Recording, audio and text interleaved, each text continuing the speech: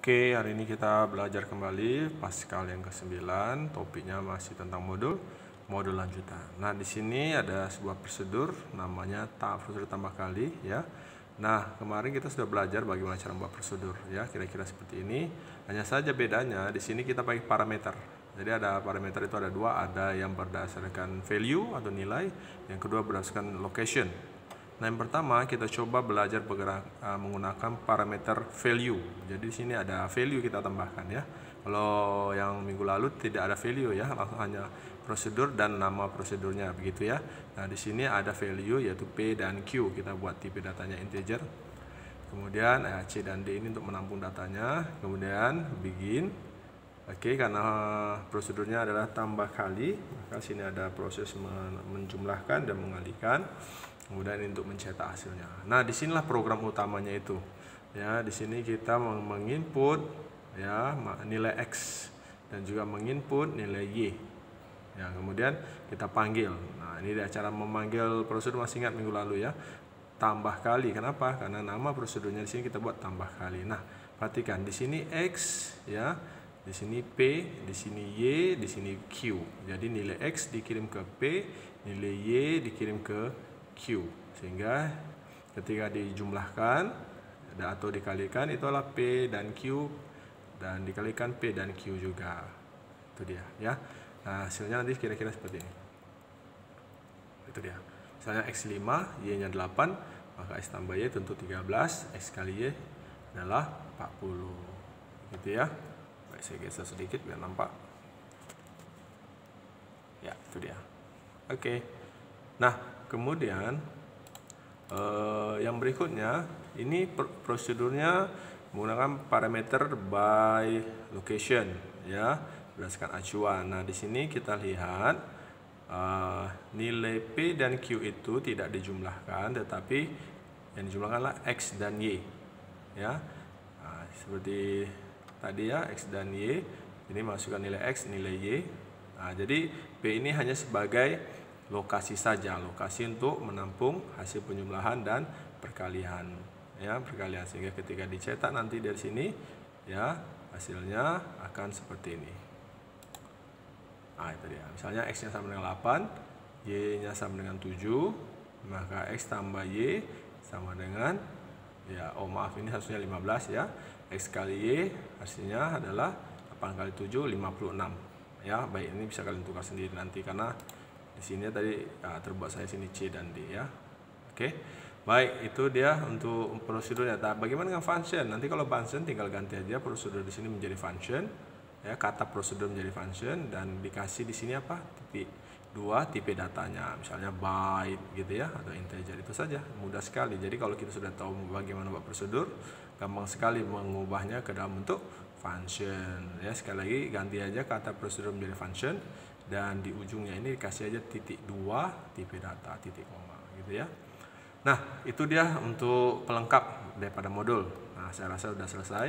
Sekarang mari kita lihat fungsi standar ya. Fungsi standar itu gini, artinya fungsi-fungsi yang sudah ada di dalam program Pascal. Kita tidak perlu membuatnya lagi, tinggal memakainya. Apakah itu? Ada banyak sekali. Kita mulai dari yang pertama, ABS. ABS itu untuk memutlakkan nilai ya. Jadi kalau tadi nilainya negatif menjadi positif begitu ya. Nah, ini dia ABS X, ini hanya untuk pengatur desimalnya saja nih, oke. Nah, kalau dijalankan contohnya masukkan misalnya sini kurang minus ya. Buat aja nanti minus 5 misalnya ya. Maka nilai mutlaknya pasti positif 5 seperti itu ya. Kemudian yang kedua setelah ABS ya, ini INT. Ini untuk mengambil bilangan bulat ya, mengambil bilangan bulat. Jadi kira-kira kalau misalnya tadi sini 7, ini enggak ada ya, 7 titik misalnya. Saya buat 30 atau 7.90 atau 7.85 ya, atau 7,85. Maka nilainya ya 7. Jadi hanya nilai bulatnya saja, koma-komanya enggak dibuat ya, hanya dibuatnya 00 gitu. Jadi tanpa koma, itu INT ya. Oke.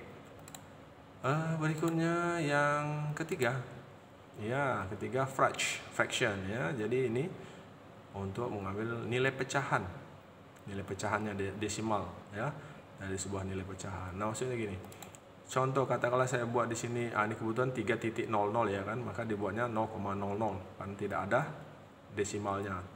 Tapi kalau misalnya 3.25 maka dia 0.25. Kalau saya buat 3.75 maka dia menjadi 0.75. Begitu dia kira-kira ya. Baik, saya geser dulu sebentar. Ya, oke. Itu dia dulu. Nah, oke. Selanjutnya SQR. SQR ini untuk pangkat. Nah, pangkat kuadrat ya, kuadrat ya. Kalau ini nanti dijalankan, contohnya masukkan angkanya 8, maka nilai kuadratnya 8 pangkat 2 atau 8 kuadrat adalah ya 64 ya. 8 kali 8 64, kalau 7 berapa? 49, kalau 10 100, kira-kira begitu ya. Kemudian ini ada SQRT, fokus di sini aja ya. SQR udah tadi kita pelajari, SQR itu untuk pangkat ya. Oke, contoh ini untuk panjang sisi mencari panjang sisi miring segitiga ya, masih ingat ya, akar dari gitu dia kan. Jadi SQRT itu akar ya, akar. SQR itu tadi pangkat. Nah, kita lihat. Nah, perhatikan di sini misalnya ini 6, sisi tegaknya 6, berarti 6 kuadrat 36. Sisi antar datar itu 5, berarti 5 kuadrat itu 25, berarti 36 tambah 25. Nah, ini panjang sisi miringnya diakarkan, maka keluarlah 7,81. Jadi ingat SQRT itu adalah untuk akar. Oke, akar. Selain itu ada lagi fungsi pi. Pi kita tahu bisa dipakai untuk lingkaran, jari-jari ya, jari-jari lingkaran, menghitung luasnya. Ya, misalnya ini luas sama dengan pi r kuadrat atau pi kali r kali r, maka hasilnya jadi seperti ini ya. Jadi lingkarannya 9, berarti 9 kali 9 dikali pi itu adalah 22/7 atau 3,14, maka hasilnya seperti ini. Kemudian maaf ya, oke ini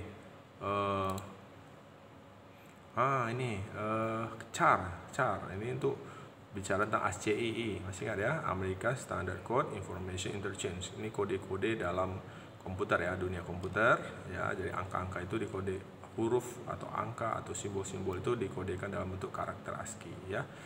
Nah, sekarang kita lihat misalnya kita masukkan sebuah angka ya. Maka ketika dijalankan, misalnya huruf A misalnya 75. Saya masukkan 75, maka karakter kode ASCII-nya adalah huruf K. Bagaimana kalau 56? Maka karakter kode ASCII-nya adalah 8. Bagaimana kalau 65? Maka akan keluar adalah huruf A. Jadi begitu ya. Jadi itulah kode. Berarti artinya A itu simbolnya 65 ya lah. Kemudian huruf K ya, itu nilainya 75. Oke. Kemudian kebalikan dari char itu ORD ya, ORD. Jadi maksudnya gini, misalnya saya mau masukkan karakter U, saya mau lihat kode ASCII-nya berapa. Nah, itu dia pakai ORD, keluarlah 117. U besar sama U kecil berbeda ya. Gitu dia ya. Kalau dia A kapital itu kode ASCII-nya nanti sini 65. B kapital nanti 66, C kapital itu 67. Begitu dia. Kalau dia A kecil itu nanti dia mulai dari angka 97 ya, B kecil 98 dan seterusnya. Oke. Kemudian nah ini round. Round ini untuk membulatkan ya. Membulatkannya dia itu ke nilai yang terdekat. Ya. Itu dia. Misalnya kalau 1,90 maka dia bulatkannya ke 2 ya, karena dia lebih dekat ke 2 kan, 1,6. Kalau 1,3 baru nanti ke 1, 1,2 1, 1,8 2 gitu dia ya, dan seterusnya. Atau 3,7 maka ke 4 ya. Oke, ingat. Kemudian ada tranche. Ini round tadi sudah. Tranche ini untuk membulatkannya ya ke bawah ya, ke bawah. Misalnya dari 9 ya tetap 9 ya. Tapi kalau misalnya 9,75 tetap dia ke 9. 9,85 tetap ke 9. 9,1 9 gitu dia ya. Oke, saya rasa itu ya, itu saja dulu. Terima kasih. Jangan lupa mengerjakan prosesnya. Baik, sampai jumpa kembali.